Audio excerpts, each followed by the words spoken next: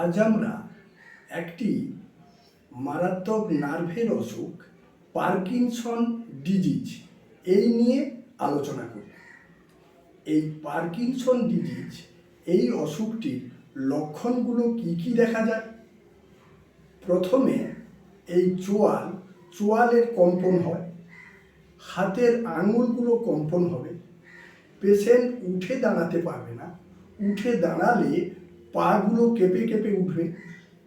এই লক্ষণগুলো এত সমস্যা হয়ে যায়, মানুষের স্বাভাবিক চলাফেরা কাজকর্ম সবই বিনষ্ট হয়ে যায়।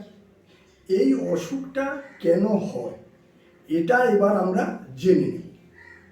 আমাদের মস্তিষ্কে দু ধরনের হরমোন ক্ষরণ হয়।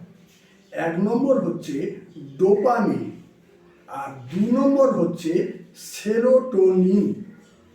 এই দু ধরনের হরমোনের স্বাভাবিক ক্ষরণ থাকলে মানুষের মস্তিষ্কের ক্রিয়াকলাপ এবং নার্ভের সব কিছু স্বাভাবিক বজায় থাকে।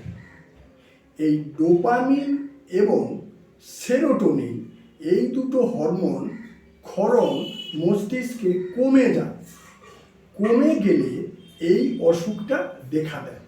আর এটা সাধারণত এজেড পার্সনদের হয়, ঠিক 65 এই এজের পেশেন্টদের হয়ে থাকে। যাদের সঙ্গে কথা বলার কেউ লোক থাকে না, বয়স্ক মানুষ বাড়িতে একা বসে থাকে, কেউ কথা বলার লোক নেই, তার মানসিক ডিপ্রেশন হয়ে যায়। আবার কেউ অর্থনৈতিকভাবে মারাত্মক ক্ষতিগ্রস্ত হয়ে গেলে নার্ভের উপরে চাপ পড়ে এই অসুখটা দেখা দেয়।